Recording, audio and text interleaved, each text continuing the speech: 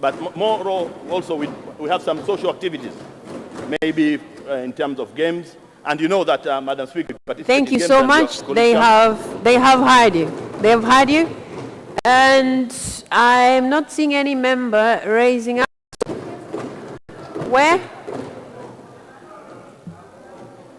I don't see any hand.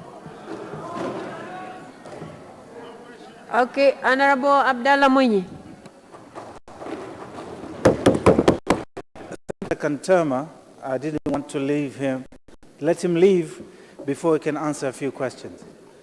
Dr. Makame, could you please explain to this August Assembly, what would you say are the fundamental challenges that you have faced during your first term of office, and what needs to be done to ensure that those challenges are alleviated? I thank you. Thank you very much, Honorable. Wait a second. You have to be called before you start speaking. Dr. Makame, please respond to the question. Thank you very much, Madam Speaker.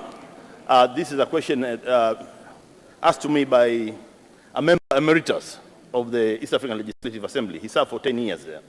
And it's a very good question, I would say, because in life, you don't live without challenges. So we have some challenges.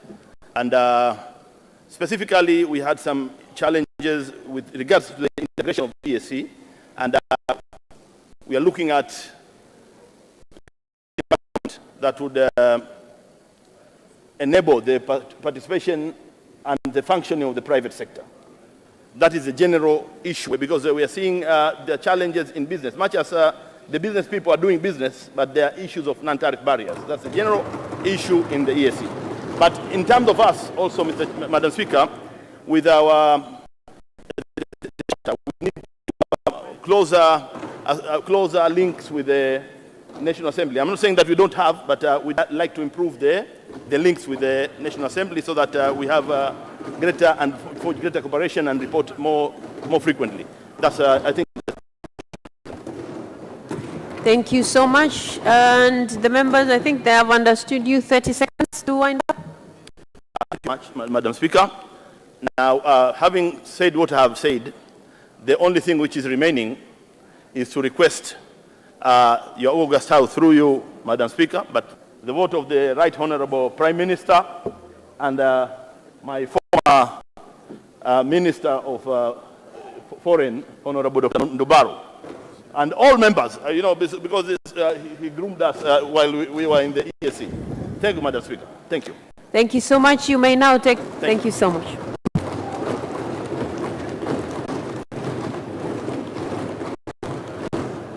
Katibu anayefuata.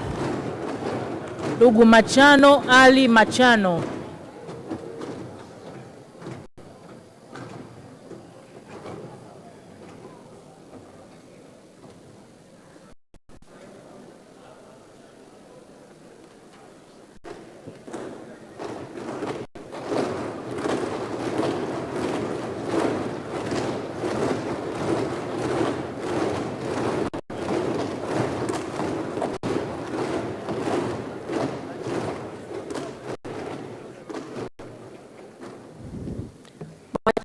Ali Machano, before you are the voters, and in the event they are convinced with what you're going to say, they'll vote for you. So you're given 3 minutes to prove yourself to the members why they should vote for you.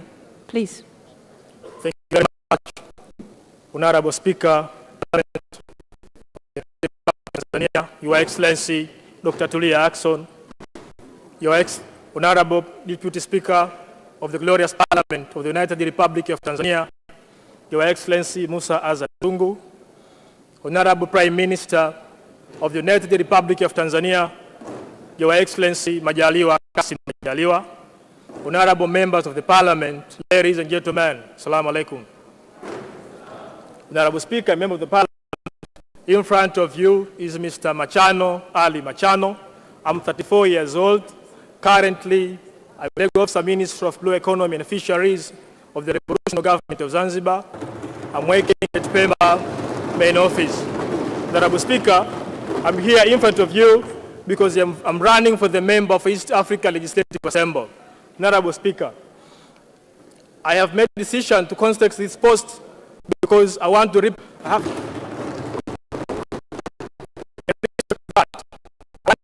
out various opportunities available in our country to the other East African member states. In addition to that, I want to strengthen the historical relationship between Tanzania and other East African member states. Honorable Speaker and member of the Parliament, I know the respect and position of our country in East Africa, Africa, and the world at large. I also know the respect and seriousness of the post I'm contesting for. And finally, I know the respect of this organ, the glorious Parliament of the United Republic of Tanzania. I humbly and respectively promise you that I will never let you down. Please vote for me. Please invest, Honorable Speaker and dear members of the Parliament, I kindly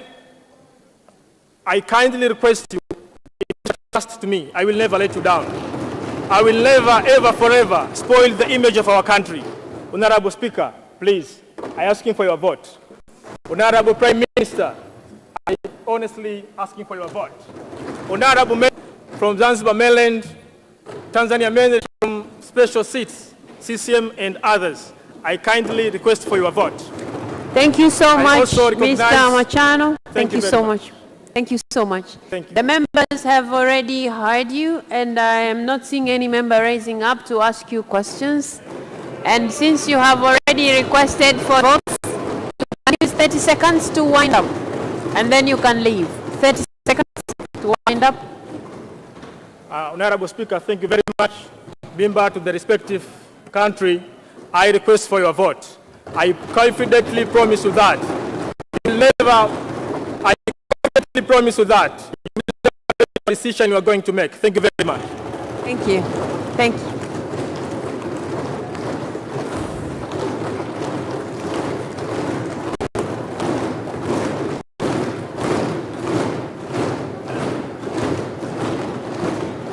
Katibu anayefuata. Ndugu Anderson Ndambo.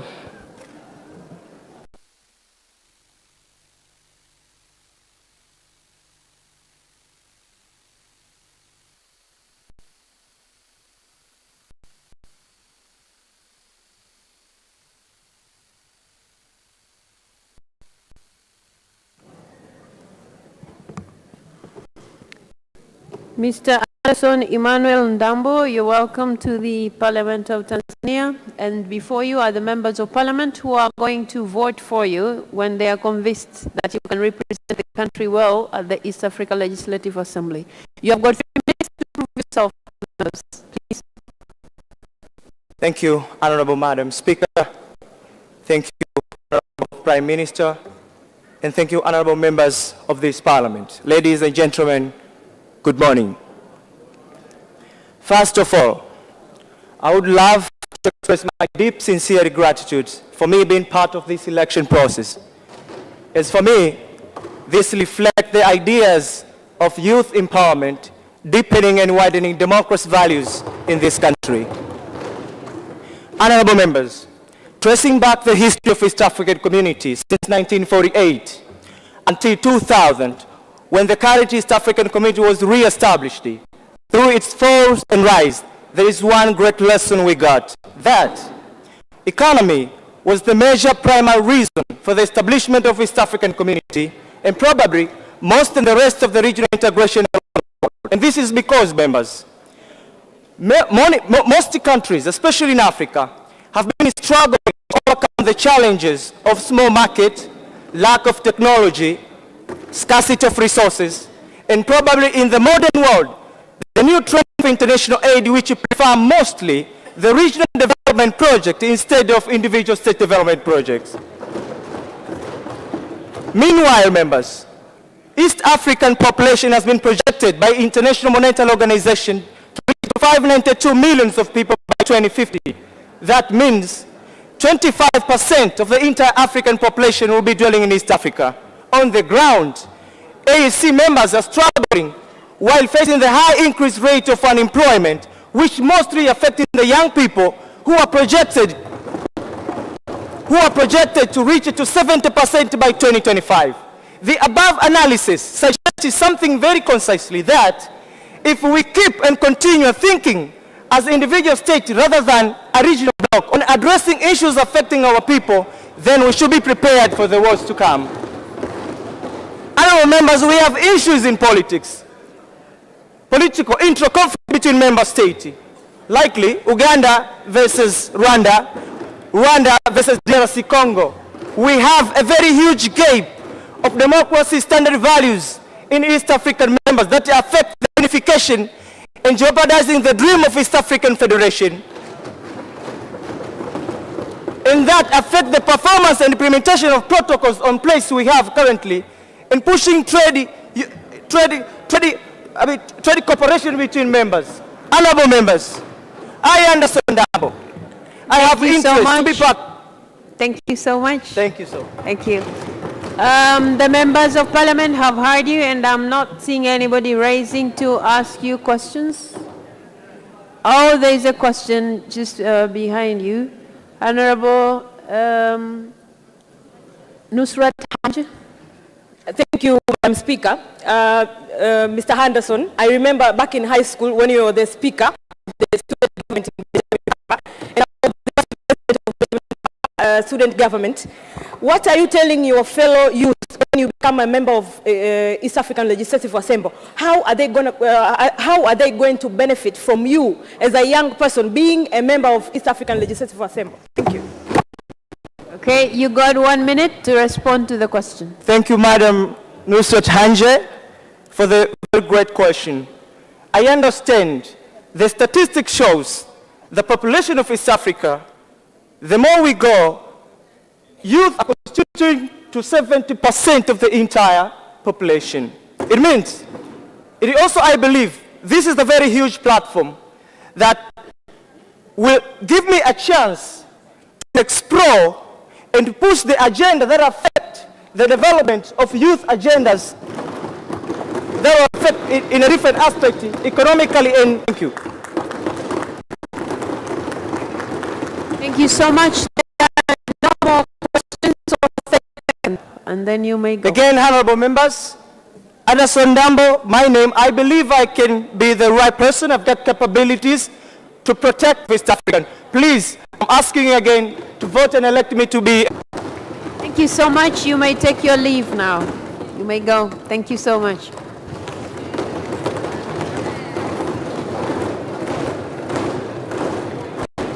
Katibu anayefuata. Ndugu Husna Mohamed Abdalla. Husna Mohamed Abdalla.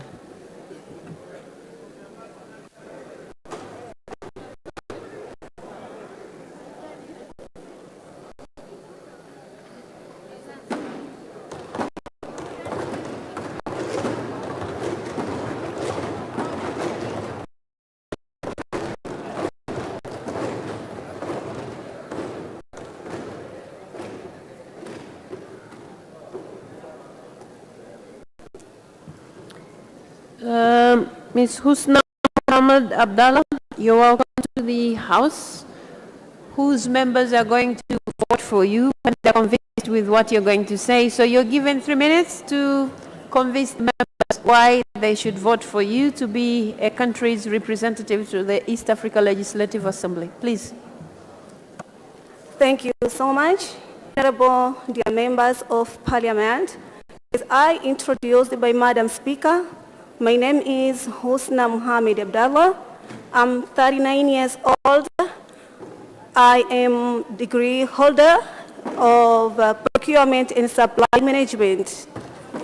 I'm standing here as a candidate of East Africa Legislative Assembly.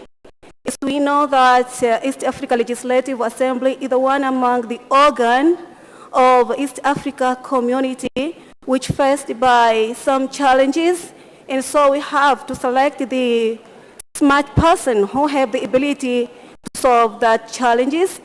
And I ensure you, Honorable Speaker,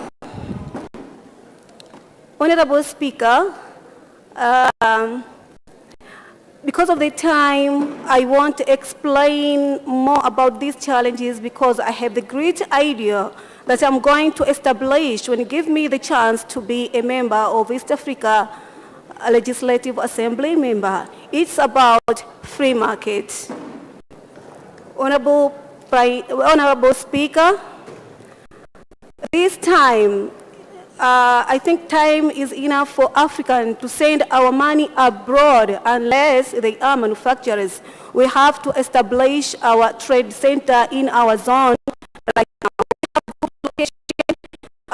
Unlike West Africa, East Africa can receive directly from manufacturers. So we have good location, we have the port, we have the opportunity to control the business within all Central Africa countries and East Africa countries and almost of the countries among a whole Africa continent. Thank you so much, Husna. Thank you. The members of parliament have heard you, and I'm not seeing anybody raising to ask you questions. So you got 30 seconds to wind up, and then you can leave.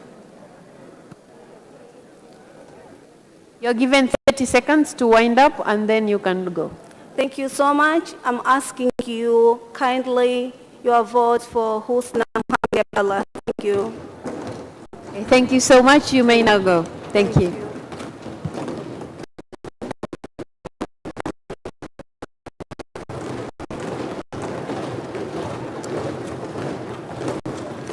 Katibu anayefuata. Engineer Mohammed.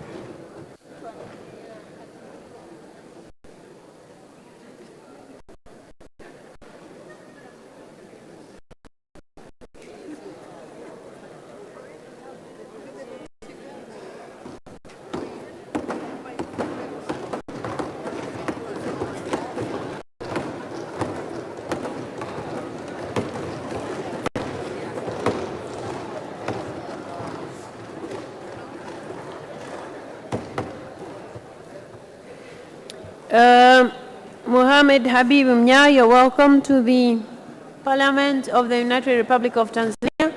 And before you are the voters, who, if they're convinced, they'll vote for you. So you're given 3 minutes to convince them why they should vote for you. Please.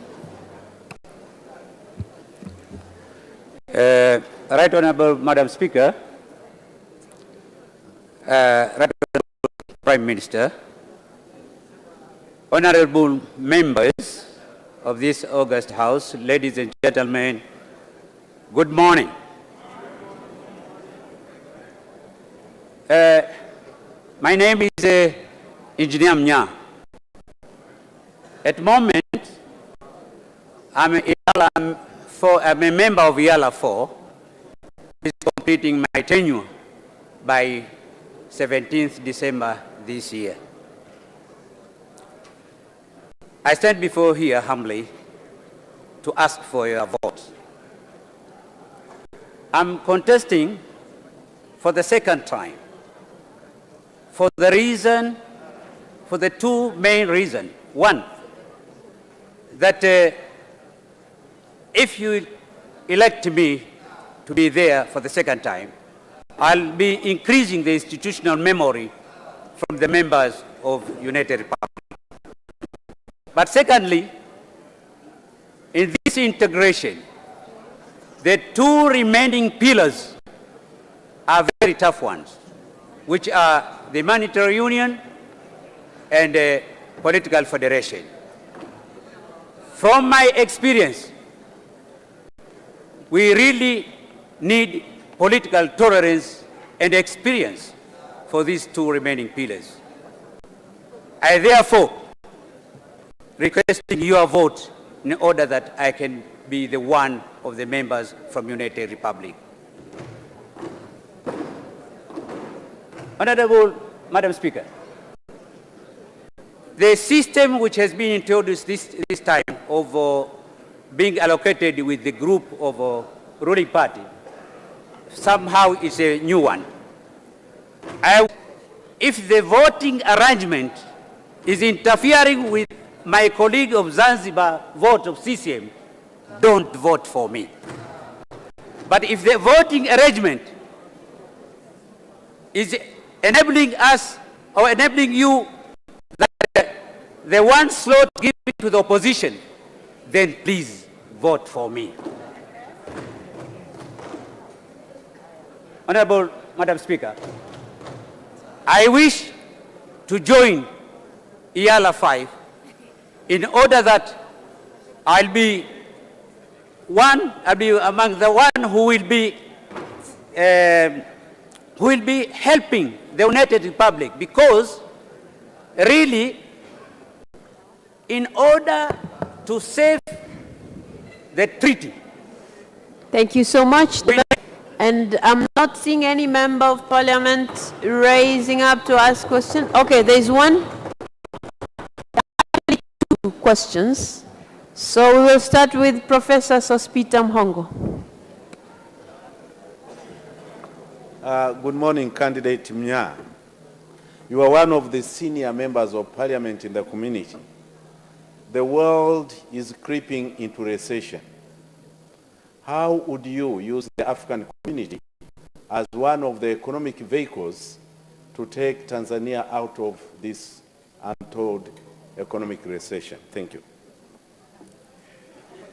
Thank you very much, Honorable. Wait a second.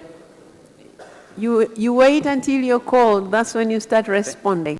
So, Mnya, please respond to the question. Thank you. If I understood very well your question, that in EALA, there is this EPA, we have this tripartite, whereby all economic issues are under special discussion in cooperation with all members of partner states. So what we will agree, that will be for the benefit of Tanzania. At the moment, only Rwanda and Kenya have signed.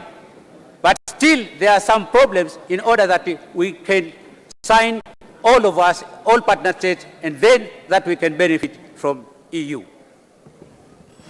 Thank you so much. Second question from Honorable Emmanuel Mwakasaka. Thank you, Madam Speaker, for giving me this opportunity to ask Honorable Engineer Mohamed Mnya. One of the key elements to convince someone to vote for you is public relations. In this aspect, since you have been elected last time, can you convince any of these public relations how you have achieved in your work, convincing us so that we can give you another chance to present us in EALA? Okay, Mnya, you're given a chance to respond. 1 minute.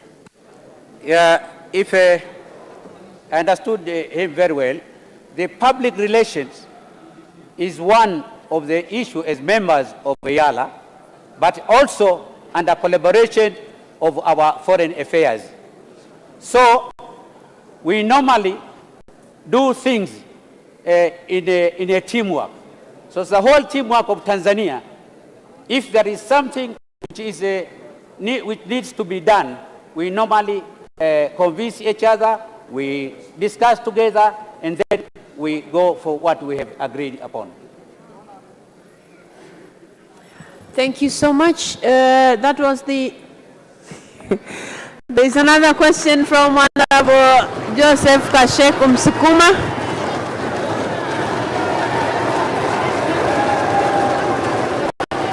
Thank you. Thank you, Madam Speaker, for giving me this chance. Mr. Mnya, I want to ask you one question. Where are you? What did you do? What did you do for the last 5 years?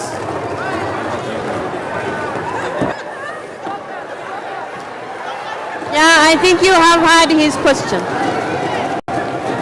Okay, honorable members, please hold on. Nya, did you hear his question? Did you hear his question? His question? No, madam. What did you do for last 5 years?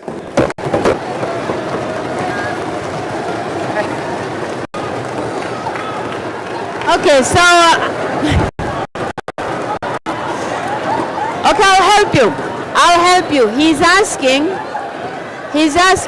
what did you do for the past 5 years? That's his question.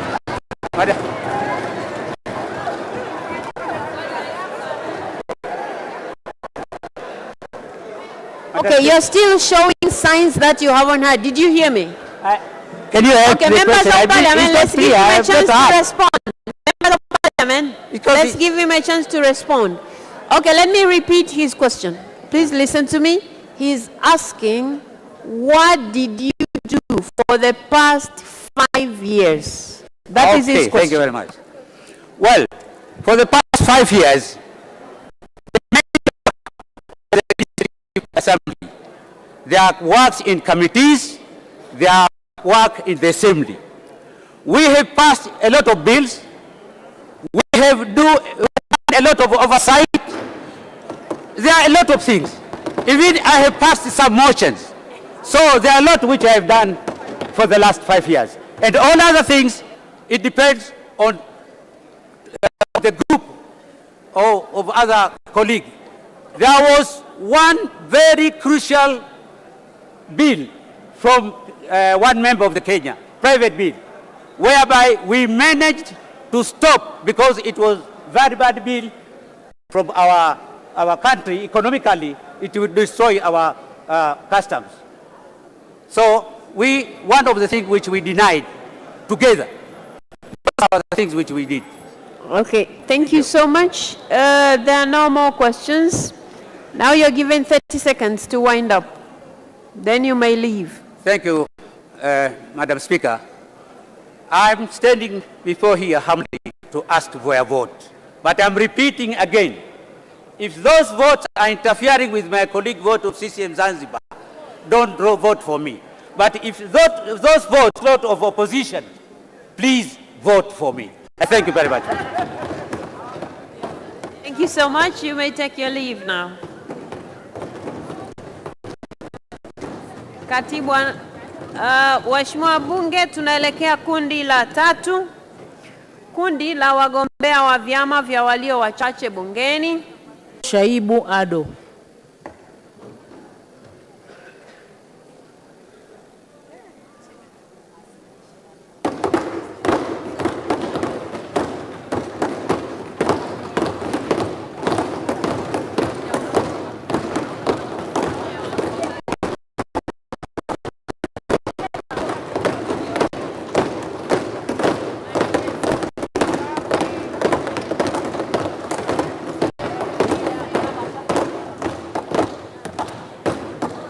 Mr. Ado Shaibu Ado, you're welcome to the Parliament of Tanzania, and before you are the members of Parliament who you are standing there to convince them so that they vote for you to represent the country to the East Africa Legislative Assembly.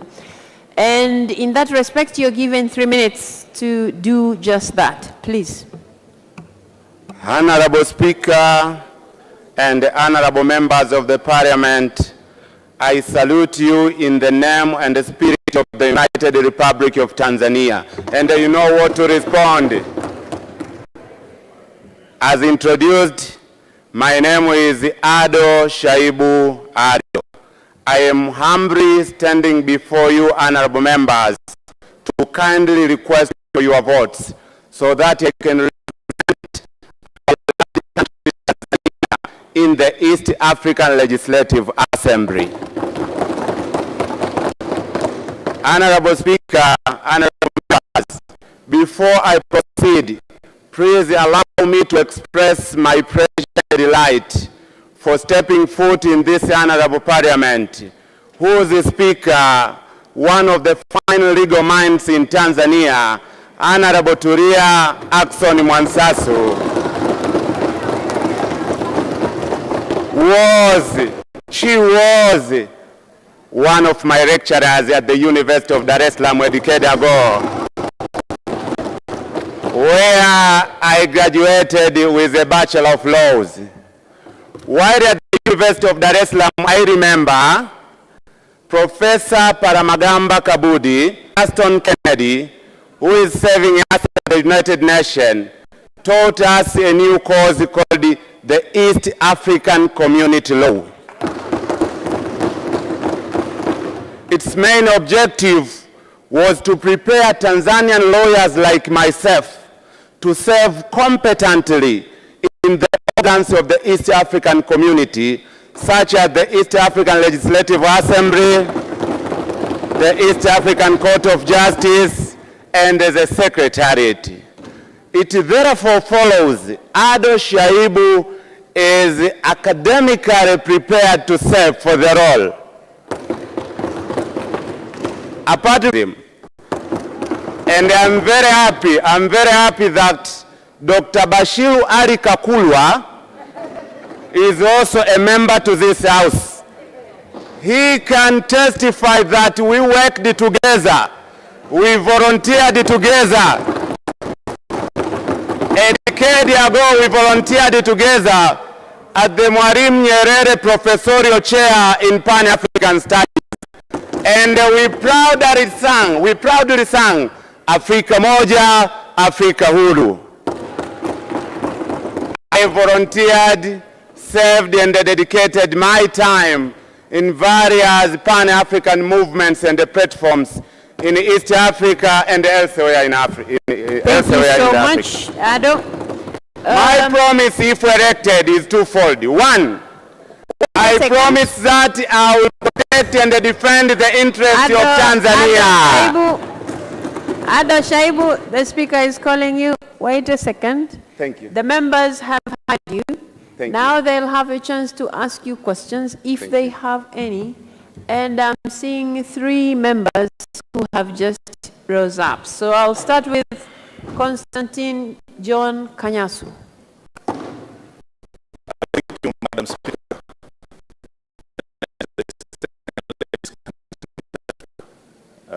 With the new coming in of DRC Congo, it is strategically located with potential competitive advantages. I want to know what are your agenda to push in East Africa to make Tanzania great?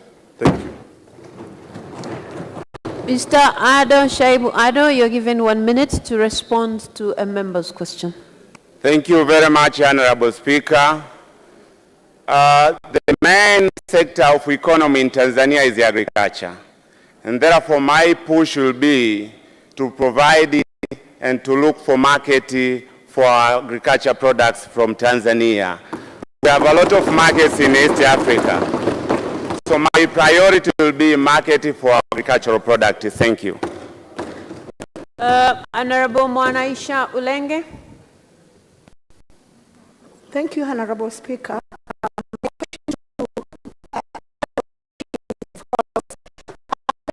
The institutional framework of EAC is not in line with our national one. Do you agree with that?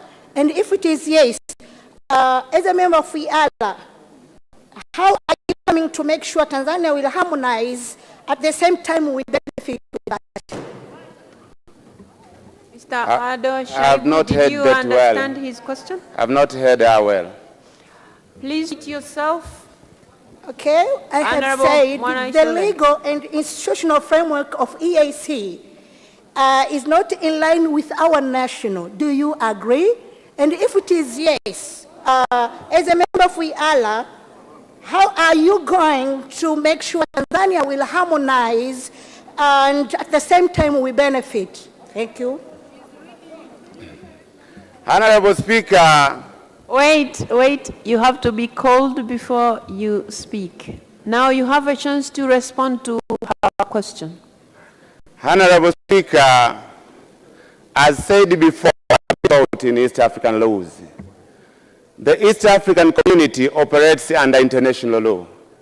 It has its legal framework and administrative framework.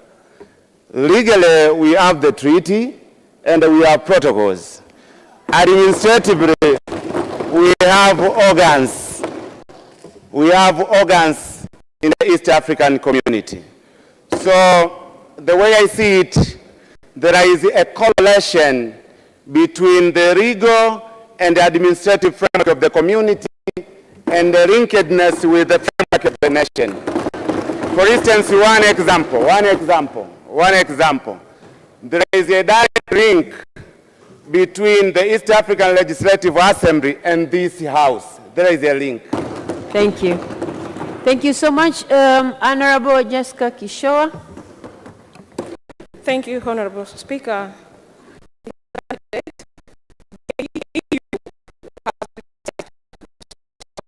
Uganda-Tanzania pipeline project. And we know that in East Africa, this is a big project. What is your position on this? I am sorry, I'm going to rule that out as a question for the candidate. So I will let another member speak because that will be the third question. So, Honorable Juma, I think. Thank you very much, Honorable Speaker, for giving me this opportunity. I would like to pose one question to the honorable contestant. At times there occur contradictions between the jurisdictions of the member states and the ambience of the law establishing East African Legislative Assembly. When that happens, what would be your useful wisdom? Come again? Okay. Okay, no problem. Just hold on. Can you please repeat yourself? I would like to pose one question to the honorable contestant. Honorable Speaker, at times there occur contradictions between the jurisdictions of the member states and the ambience of the East African Legislative Assembly law. When that happens, and as a seasoned lawyer, what is your wisdom? What is your wisdom? Okay, have you understood it? Have you understood his question? I'm not sure if I got the question properly. Okay, wait a second. Since you said I was your teacher, I'm going to explain what he's asking. Yes. He's asking when there are contradictions, and I think because we are used to teaching by examples, if there are contradictions between what this House wants and what the East Africa Legislative Assembly wants, in your wisdom, what are you going to do? Tanzania is a sovereign state. When the interest here, that will be my wisdom. That's why in my motto, I said it categorically, our country first. Thank you very much. Thank you so much. So, because you have been asked 3 questions. Honorable members of the Parliament, I humbly, with profound humility, request for your votes. Thank you very much. Thank you so much, Ada Shaibu. You may now take your leave. Thank you so much.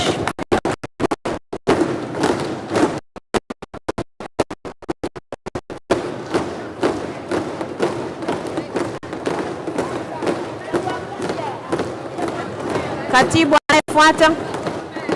Jafar Saidi Mneke. Anayefuata ni ndugu Jafar Saidi Mneke.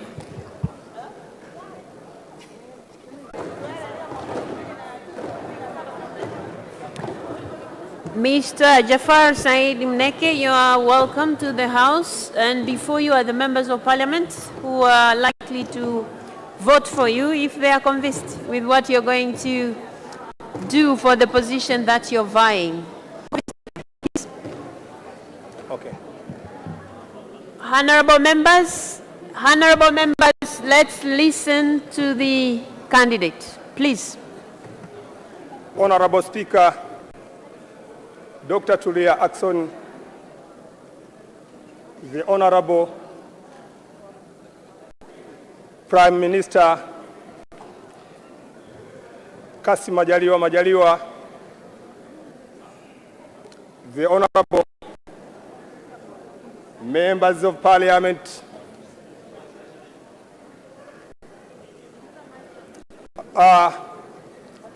my name is Mneke Jafar Saidi, a member and a leader of the Civic United Front Kafu Chama cha Wananchi, a director of Foreign Affairs Policy in the Parliament of the Civic United Front.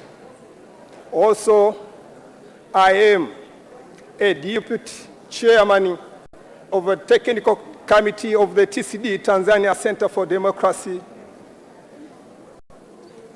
Honorable Speaker, please allow me to thank Her Excellency Head of the State, Mama Samia Suluhu Hassan, for her good governance in a very short time of her leadership. Honorable Speaker, also allow me in a precise way to thank Almighty God who gave me this opportunity to be here in front of you today. Without God, I couldn't be here this morning. Honorable Speaker, I'm a candidate of Yala. I humbly request you to vote for me. If you will vote for me to be a member of Yala, I'm going to capitalize on 3 issues. The first issue which I'm... Thank you so much. The bell has rung already. I'm going to let members who have questions, and I don't see any raising, so it means they have all understood you. And now you're given 30 seconds to wind up, then you can go. Thank you so much. Okay. Okay. Honorable members of Parliament, the first issue I'm going to deal with is the national agenda. I'm going to send for national agenda. The second one, I'm going to stand for cooperation, economic cooperation in the political among the partner states. And the third issue, I'm going to stand for gender mainstreaming. I need to see women participating, and we have an example here. Madam Tulia Ackson, Speaker of the Parliament, is leading well the Parliament, leading our country well. So women can, you can afford and read in a very good manner. Thank you so much, Mr. Jafar Said Mneke. Thank you so much. You may now take your leave. Okay, thanks. Thank you.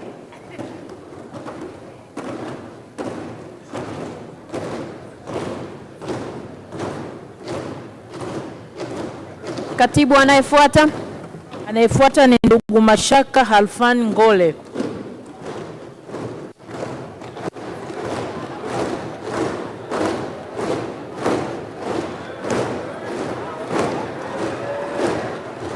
Mheshimiwa Mkumba, unamchanganya mgombea.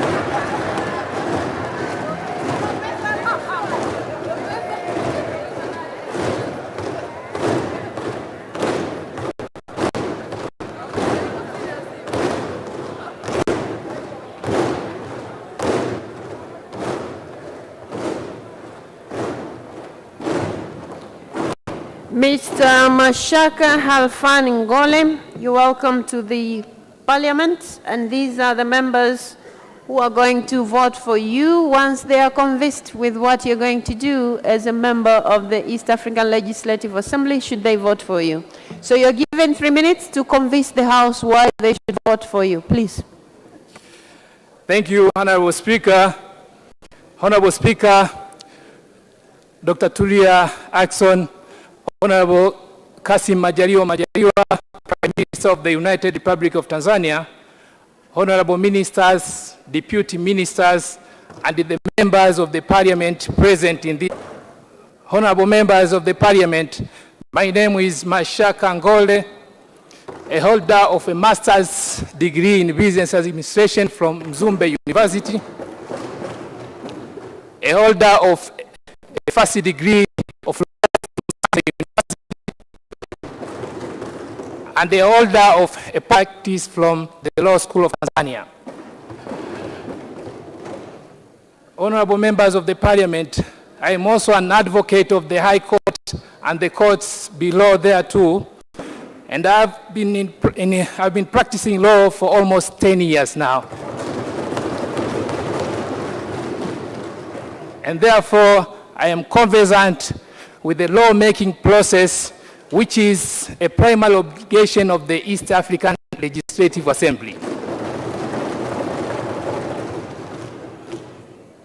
Honorable members of the Parliament, I am standing here before this House contesting for the post of a member of East Africa Legislative Assembly, I believe to be a competent and a qualified person for that post. Members of the Parliament, I pledge with my commitment that once I am elected a member of the Parliament, I will stand and defend the interests of our country